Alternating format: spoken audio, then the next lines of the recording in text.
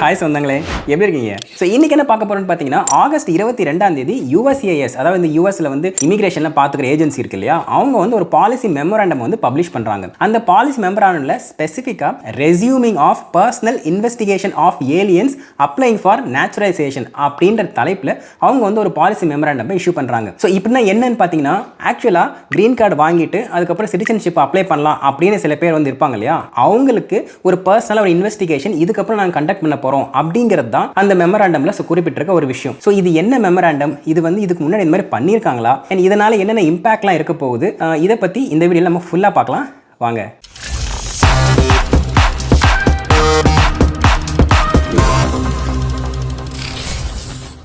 Personal இன்வெஸ்டிகேஷனா அப்படின்னு பதறலாம் வேண்டாம். ஆக்சுவலாக இந்த ரூல் வந்து ஏற்கனவே இருந்த ஒரு ரூல் தான். 1802 இருந்து 1991 வரைக்கும் இந்த ரூல் வந்து இருந்திருக்கு. 1991க்கு முன்னாடி வரைக்கும் பார்த்தீங்கன்னா, யாரோ ஒருத்தவங்க வந்து நேச்சுரலைசேஷன் ஆகணும்னு வச்சுக்கோங்களேன், அப்ளை பண்ணுறாங்கன்னு வச்சுக்கோங்க. அப்போ என்ன ஆகும்னு பார்த்தீங்கன்னா, INS அப்படிங்கிற அந்த ஏஜென்சி தான் இந்த நேச்சுரலைசேஷன் ப்ராசஸ் வந்து பார்த்துக்கிட்டு இருந்தாங்க, அதுவும் கோர்ட் மூலியமா. INS அப்படிங்கிறது இமிகிரேஷன் அண்ட் நேச்சுரலைசேஷன் சர்வீசஸ் அப்படின்ற ஏஜென்சி. அந்த டைம் பீரியட் வரைக்கும் வந்து USCIS வந்து ஒன்றும் வந்து உருவாக்கல. அதுக்கப்புறம் தான் USCIS வந்து வந்துச்சு. அதுக்கு முன்னாடி வரைக்கும் INS தான் பார்த்துட்டு இருந்தாங்க. அந்த INS புரோட்டோகால் படி இந்த நேச்சுரலைசேஷன் ப்ராசஸ் பண்ணும்போது அவங்களுக்கு வந்து ஒரு ரெண்டு முக்கியமான ரிக்வயர்மெண்ட் இருந்திருக்கு. என்ன அப்படின்னு பார்த்தீங்கன்னா, ஒன்று வந்து ஃபீல்டு விசிட். என்ன பண்ணுவாங்கன்னா, INS ஏஜென்சில இருந்து ஒரு ஆஃபீஸர் ஆக்சுவலாக வீட்டுக்கு போயிட்டு யாரை வந்து நேச்சுரலைசேஷன் அப்ளை பண்ணுறாங்களோ அவங்க வீட்டுக்கு போயிட்டு அவங்க சொல்கிறதெல்லாம் கரெக்டாக, இவங்க இங்கே தான் இருக்கிறாங்களா அப்படிங்கிற அந்த ஒரு இன்வெஸ்டிகேஷன் பண்ணியிருக்காங்க. அது மட்டும் இல்லாமல் பக்கத்து வீட்டுக்கு போயிட்டு ஒரு 4 எதிர்த்த வீடு, பக்கத்து வீடு, இந்த பக்கத்து தெருவெல்லாம் போயிட்டு இங்கேருந்து இப்படி ஒருத்தர் இருக்காரு, இவர் உங்களுக்கு தெரியுமா, இவர் எப்படி இருக்காரு, நல்லா இருக்காரா அப்படின்ற மாதிரிலாம், இவர் வந்து இவர் நல்லவரா, இவர் வல்லவரா அப்படின்ற அந்த கேள்வியெல்லாம் கேட்டுட்டு அதுக்கப்புறம் அங்கேருந்து எம்ப்ளாய்மெண்ட் எங்கே வேலை பார்க்குறாங்களோ அந்த ஆஃபீஸ்க்கு போயிட்டு அங்கே வந்து மேனேஜர்ஸு, அவங்க காலீக்ஸு, அங்கெல்லாம் வந்து அக்கம் பக்கத்தில் விசாரிச்சுட்டு அதுக்கப்புறம் அந்த ரிப்போர்ட் என்ன பண்ணுறாருன்னா INSக்கு அனுப்பிச்சு வைக்கிறார். இது வந்து ஒரு ப்ராசஸ். ஓகேவானதுக்கப்புறம் அவங்க என்ன பண்ணுறாங்கன்னா, கோர்ட் வழியாக போயிட்டு அவங்க நேச்சுரலைசேஷன் ப்ராசஸ் பண்ணும்போது 2 விட்னஸை வந்து கூட்டிகிட்டு போகணும். யார் வந்து நேச்சுரலைசேஷன் அப்ளை பண்ணுறாங்களோ அவங்க வந்து 2 விட்னஸை வந்து கூப்பிட்டு போகணும். அந்த 2 விட்னஸும் வந்து அமெரிக்கன்ஸாக இருக்கணும். அவங்க போயிட்டு வந்து ஆமாங்க நான் வந்து நேச்சுரலைசேஷன் ஆக போகிறேன், சிட்டிசனுக்கு அப்ளை பண்ணியிருக்கேன், நான் வந்து நல்லவங்க அப்படின்ட்டு இவங்க 2 பேர் வந்து எனக்கு சாட்சி சொல்லுவாங்க அப்படிங்கிற மாதிரி விட்னஸ் அப்படின்ற மாதிரி கூட்டிட்டு போகணும். இதுதான் வந்து ப்ராசஸாக இருந்திருக்கு.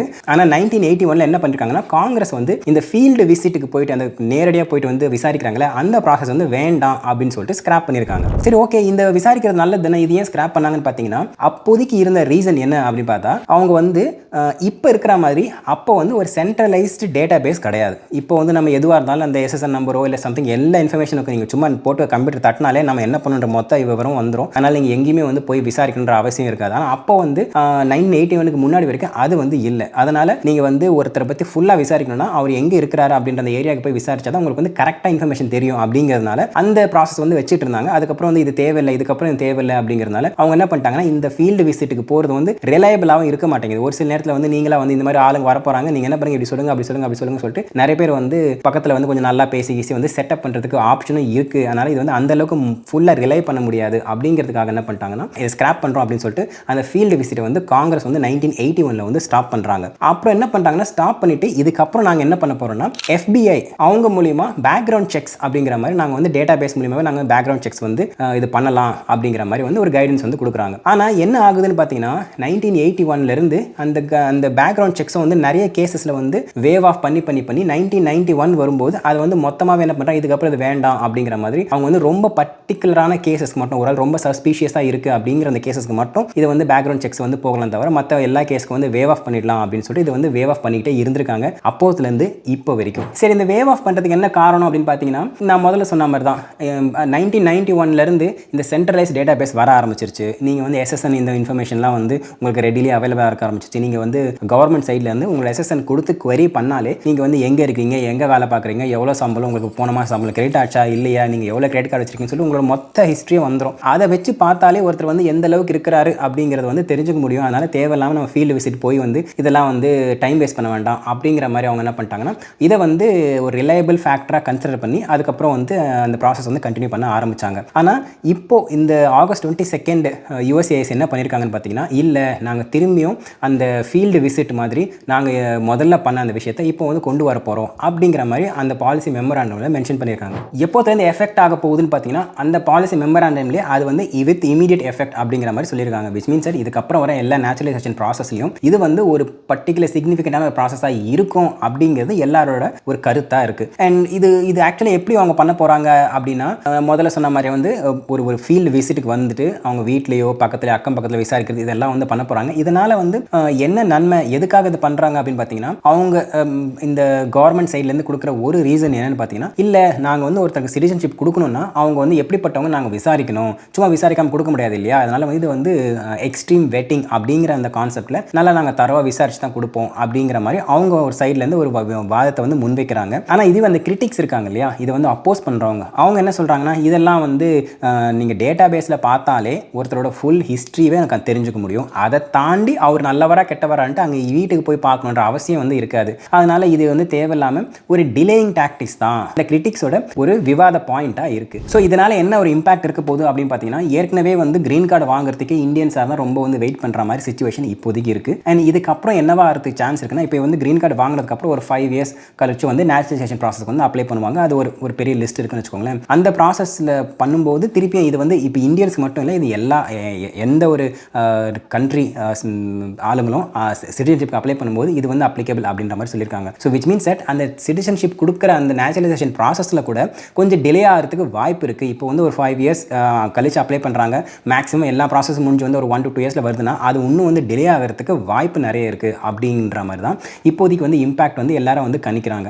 என்ன ஆகிறதுக்கு நிறைய சான்சஸ் இருக்குது அப்படின்னா, மெயினாக அமெரிக்கா மேலே இருக்கிற அந்த மோகத்தை கொஞ்சம் கொஞ்சமாக குறைச்சி அதை வந்து ப்ராசஸ் வந்து எக்ஸ்ட்ரீமாக டிடிஎஸ் ஆக்கிட்டா நிறைய பேர் வந்து வேண்டாம் அப்படின்ட்டு போயிடுவாங்க அப்படிங்கிற அந்த நோக்கத்தில் கொண்டு வராங்களோ அப்படிங்கிறது தான் இங்கே வந்து நியூஸ் மீடியாக்கள்லையும் அந்த கெரியர் ப்ரொஃபஷனல்ஸ்க்கும் முன்வைக்கிற கிரிட்டிக் பாயிண்ட்டாக இருக்குது. சரி, அப்போ இதுவே வந்து ஆக்சுவலாக இந்த சிட்டிசன்ஷிப்புக்கு அப்ளை பண்ணுறவங்களுக்கு வந்து ஒரு ப்ராப்ளம் இருக்குது. என்னன்னு பார்த்தீங்கன்னா, ஃபார் எக்ஸாம்பிள் ஒரு சில நேரத்தில் அவங்களுக்கு நெய்பர்ஸ் வந்து ஒழுங்காக வந்து மாட்டலைன்னு வச்சுக்கோங்களேன், சின்ன விஷயத்துக்கு ஏதாவது வந்து ஒரு சண்டை சச்சரவு வருதுன்னு வச்சுக்கோங்க. அப்போது பல வருஷமாக வந்து யூஎஸில் இருந்திருப்பாங்க, சில பேர்லாம் 20-25 வருஷம் கழிச்சு தான் அவங்களுக்கு வந்து இந்த கிரீன் கார்டு அப்ளை பண்ணி அவங்களுக்கு வந்து அதுக்கப்புறம் நேச்சுரலைசேஷன் ப்ராசஸ் இதுக்கெல்லாம் வந்து இவ்வளோ டைம் ஆயிருக்கும். ஆனால் ஃபார் எக்ஸாம்பிள் யாரோ ஒருத்தவங்க வந்து பக்கத்தில் வந்து ஒரு நெய்பர் அவங்களுக்கு பிடிக்கலன்னு வச்சுக்கோங்களேன், இல்லை எதிர்த்த வீட்டுக்கோ பக்கத்து வீட்டுக்காரோ வந்து இப்போ நிறைய விஷயங்களுக்கு சின்ன விஷயத்துக்கு சண்டை வரும், இல்லை வந்து சில பேர் வந்து ஜெலசியாக இருப்பாங்க, ஏதோ ஒரு காரணங்கள் இருக்குது. அப்படி இருக்கும்போது திடீர்னு பக்கத்தில் விசாரிக்கிறாங்கன்னு வச்சுக்கோங்க, விசாரிக்கும் போது அவங்களுக்கு வந்து இல்லைங்க அவங்க பயங்கரமான மோசமானவங்க அப்படின்னு சொல்லிட்டு மானே தேனே ஒன்மானே போட்டு அவங்க வந்து சும்மா ரிப்போர்ட்டை கொடுத்துட்டாங்கன்னு வச்சுக்கோங்களேன், அதுக்கப்புறம் அது வந்து ஒரு அட்வர்ஸ்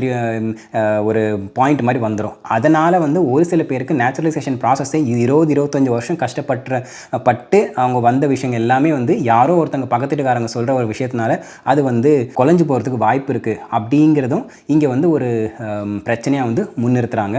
அது மட்டும் இல்லாமல் இதை வச்சுட்டு வந்து ஒரு சில கம்பெனிஸில் என்ன பண்ணுவாங்கன்னா, மேனேஜர்ஸ் வந்து இல்லைப்பா இந்த மாதிரி வந்து ஆளுங்க வரும்போது நான் வந்து ஒழுங்காக சொல்லணும், அவங்ககிட்ட ஒரு நல்ல ரிப்போர்ட் கொடுக்கணும் அப்படிங்கிறதுக்காக மேனேஜர் சொல்கிற எல்லாத்தையும் கேட்டு எக்ஸ்ட்ரா வந்து ஒர்க் லோட் பண்ணி, இல்லை இந்த கம்பெனி சைட்லேருந்து ஒரு சில கம்பெனிஸ் இந்த அப்யூஸ் பண்ணுற கம்பெனி சைட்லேருந்து எம்ப்ளாயிஸ் அப்யூஸ் பண்ணுவாங்களோ அப்படிங்கிறதும் ஒரு கிரிட்டிக்காக வந்து இதை நிறுத்துறாங்க.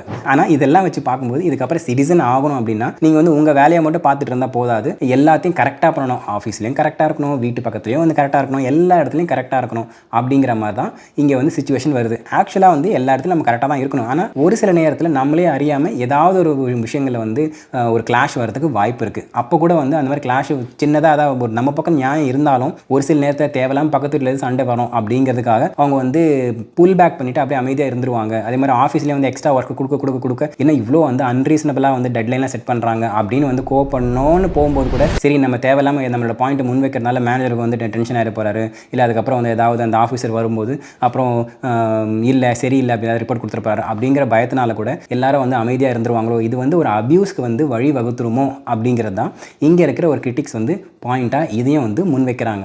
அவ்வளோதாங்க, நான் மேலே சொன்ன பாயிண்ட் எல்லாமே வந்து நான் பர்சனலாக பார்த்து அப்சர்வ் பண்ணி ரிசர்ச் பண்ண பாயிண்ட்ஸ் தான். அதில் 1-2 பாயிண்ட்ஸ் வந்து தப்பாக இருக்கிறதுக்கு வாய்ப்பும் இருக்குது. நான் வந்து இமிகிரேஷன் அட்டார்னி கிடையாது, அதனால் நீங்கள் எந்த ஒரு முடிவு எடுக்கிறதுக்கு முன்னாடி நீங்கள் வந்து ஒரு இமிகிரேஷன் அட்டார்னியை கன்சல்ட் பண்ணிக்கிறது நல்லது. அண்ட் இதே மாதிரி இன்னொரு இன்ட்ரெஸ்டிங்கான வீடியோ உங்களை சந்திக்கிறேன். அது வரைக்கும் thank you, tata, take care, bye bye and சொந்தம் தொடர சப்ஸ்கிரைப்.